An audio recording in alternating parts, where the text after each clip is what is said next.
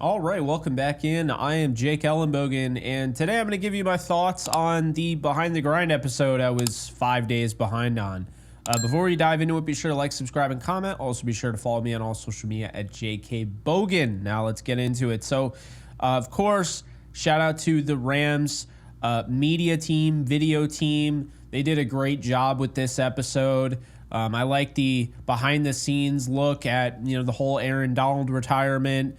My favorite part, the thing that really stood out to me, was, of course, going into the meeting room, okay? I thought it was really cool. Sean McVay giving his praise to some of the new guys they added, and mainly that was Jonah Jackson. I love, you see a moment where Jonah Jackson, shows his athleticism. They're showing a play from the Lions game, and he just shoves somebody. And they pan the camera over to Kyron Williams and Ron Gould. And Ron Gould has this look on his face like, yeah, that's a bad you-know-what.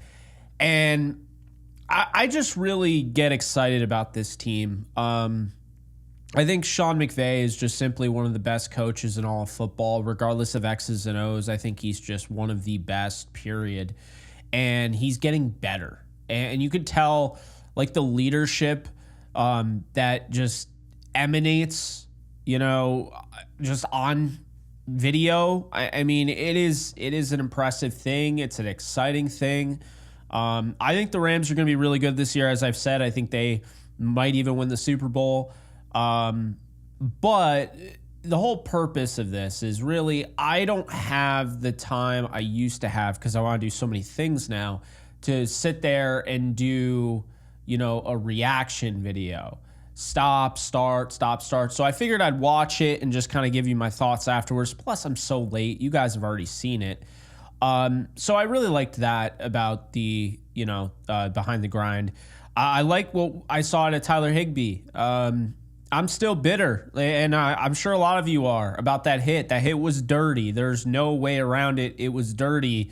But he handles everything that he's gone through with class. And I think he's really done a nice job, focusing on the rehab, not, because, I mean, maybe most players in the NFL wouldn't have had an issue because they understand, the way the game is. But, I mean, you never know. There could have been a tight end or two out there where if you hit them like that, they would have been pissed. And I thought it was cool, kind of seeing Higbee's, his rehab and everything. The one that I really kind of resonated with as somebody, like, I just played golf yesterday. I love golf, as you guys know. I'm getting better, and that's saying a lot because I, started from literally just scratch.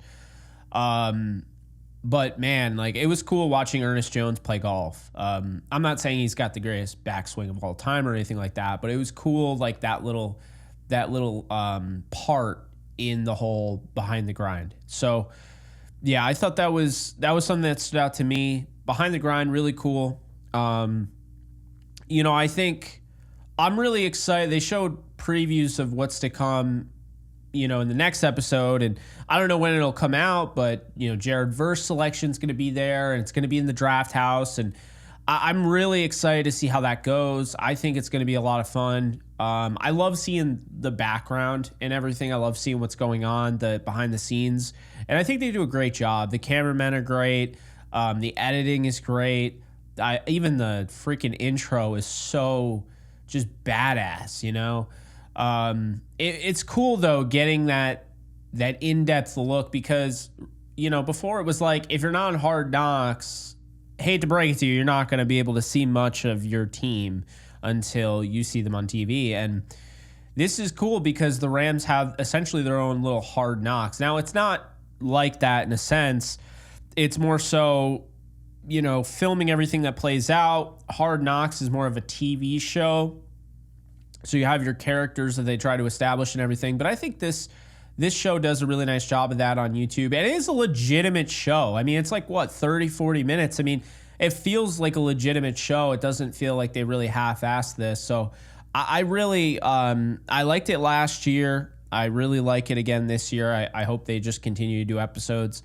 My challenge to the Rams, and obviously I know the media team would be all for it, But my challenge to the Rams organization is to let the media team cook throughout the season. If you had a Rams show documenting the whole season every single week and you released it, so say, and we now have All or Nothing, of course, that's out there on Amazon. I don't know if they still do it, but it was. And then you had during the season Hard Knocks. The point I'm making here is if you had, down to every single week and you watch first week, Matthew Stafford and the Rams, they go into Detroit and they win. Okay, you have to film all of that. So I understand that episode isn't going to come out immediately. But if you got that on a Wednesday, they could turn that around. The Sunday footage, they get that edited down and they turn that around on a Wednesday or a Thursday.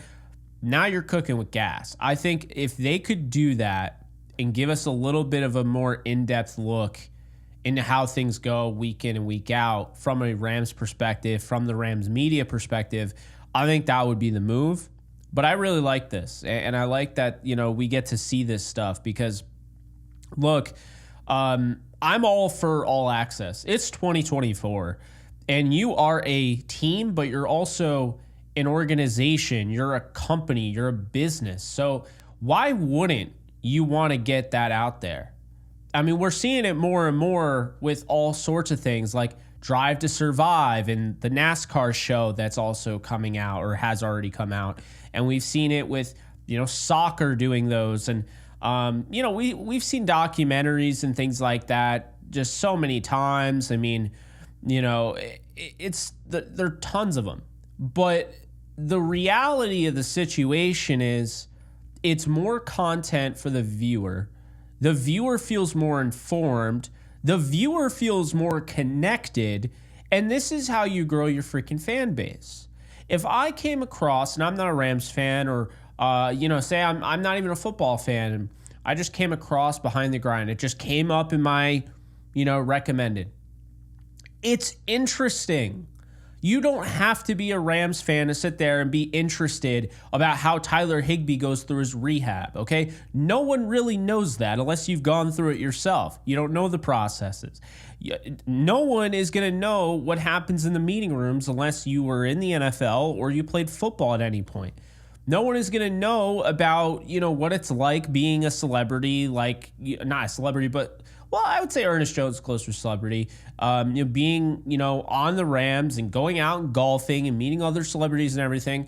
Or even better, no one's going to know what it's like to go through the retirement process and decide to hang up, the cleats. I thought they did a really nice job of covering all the bases there.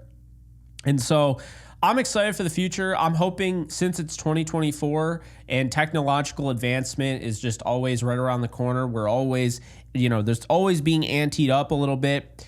I'm hoping at some point or another, the Rams just say, they throw caution to the wind and they're just like, you know what? We are going to have this every single week. Okay. I'm not asking for the offseason. That's their time.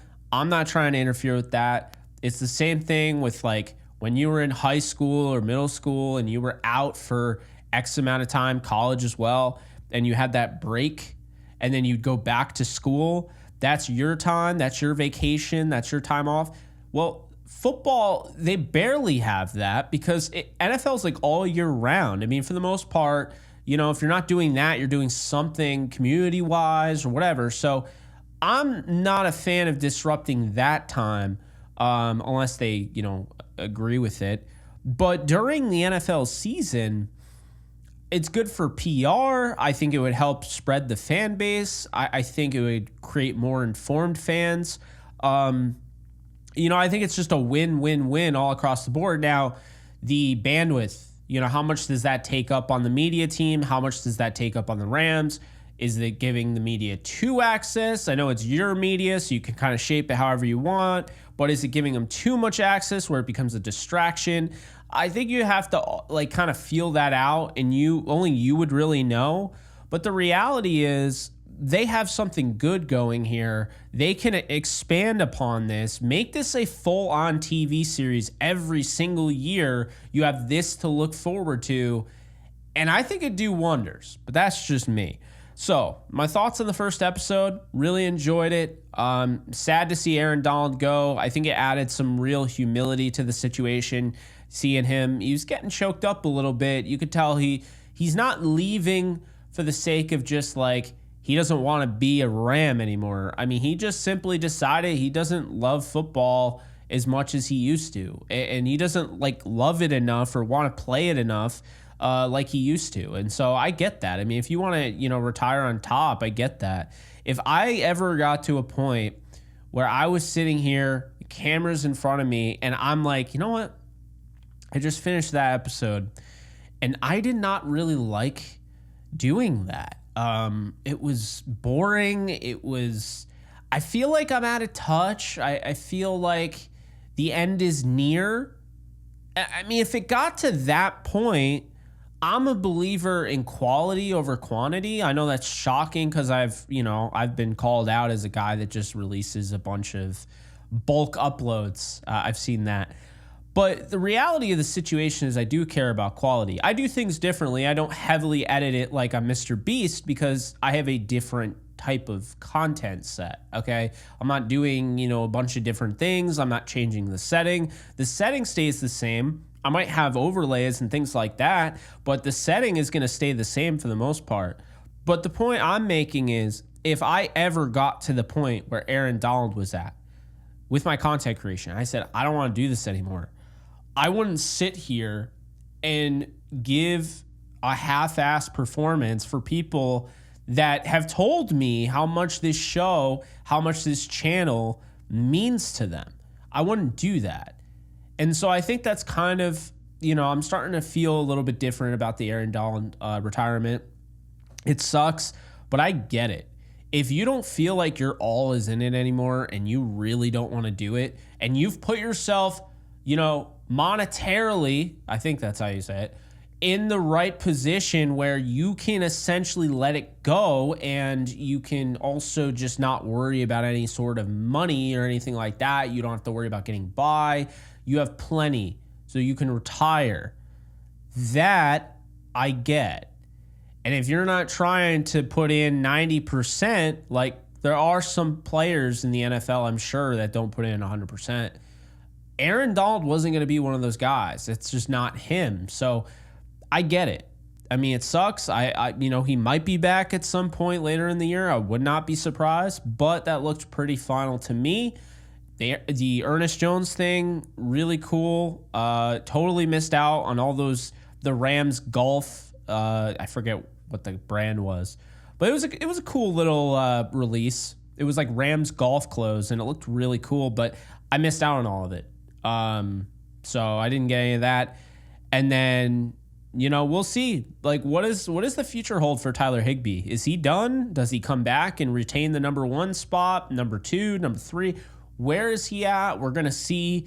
And yeah, I almost forgot the Puka Nacua, the car, giving the car to his mom.